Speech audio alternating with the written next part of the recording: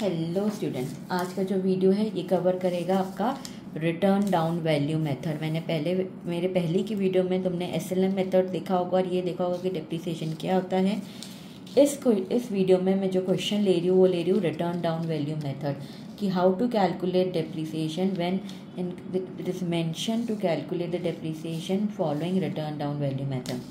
यहाँ पे है firm purchase a truck for 2 lakh rupees in April 2019. Depreciation is to be charged 20% following return down value method. And truck was sold on 1st October 2020 for 1,60,000. Prepare a truck account. चलो फटाफट हम बना लेते हैं हमारा ट्रक अकाउंट।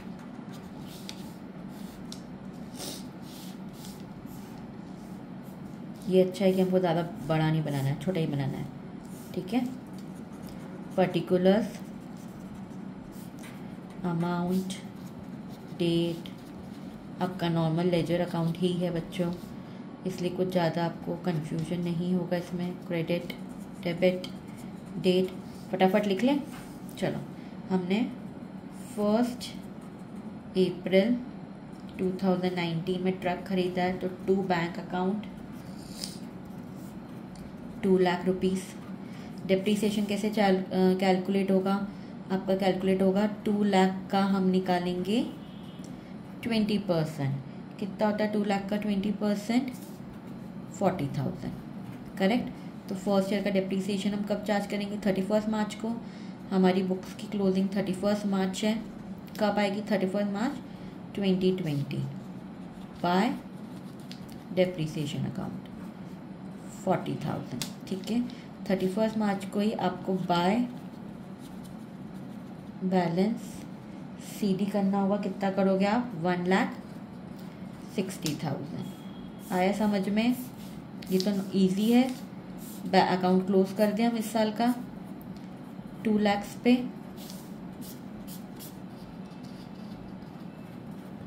अब हम करेंगे 1 अप्रैल 20 को हम करेंगे टू बैलेंस कैरेट डाउन के ब्रॉड डाउन 1,60,000। अब देखो, हमने 1 अक्टूबर 2020 को मशीनरी बेच दी, मतलब हमने ये मशीनरी अप्रैल से अक्टूबर सिर्फ 6 महीना यूज़ करी है और 2020 में फिर हमने सेल कर दी है। तो अब हम 6 महीने का डिप्रिसिएशन लगाएंगे। सबसे पहले इसमें 1 अक्टूबर 2020 को, तो 6 महीने का डिप्रिसिएशन कितना लगाओगे? अगर स्ट्रेट लाइन होता तो तुम डायरेक्टली 40,000 का आधा कर देते तो 20,000 आता, लेकिन रिटर्न डाउन है तो रिटर्न डाउन पे अब हमको डिप्रिसिएशन 1,60,000 पे निकालना पड़ेगा बच्चों। 1,60,000 का 20% का depreciation for 6 months, that is 1,60,000 into 20 into 6/100 into 12। आया समझ में? तो ये कितना आएगा? ये तुम्हारा आएगा बाय डिप्रिसिएशन 16,000। ये डिफरेंस होता है रिटर्न डाउन में। रिटर्न डाउन में अगर स्ट्रेट लाइन होता, फिक्स होता, तो तुम 40 का हाफ करके 20 लिखते, लेकिन हमने रिटर्न डाउन वैल्यू मेथड मतलब हमको हर साल हमारी वैल्यू चेंज होती है। अब हमने किस पे निकाला है? 1,60,000 पे निकाला है, 2 लाख पे नहीं निकाला है। ये याद रखना डिफरेंस, ठीक है। और अब तुम करोगे बाय बैंक अकाउंट। कितने में बेचा हमने? 1,60,000 में बेचा है। तो हमको लॉस हुआ है कि प्रॉफिट हुआ है?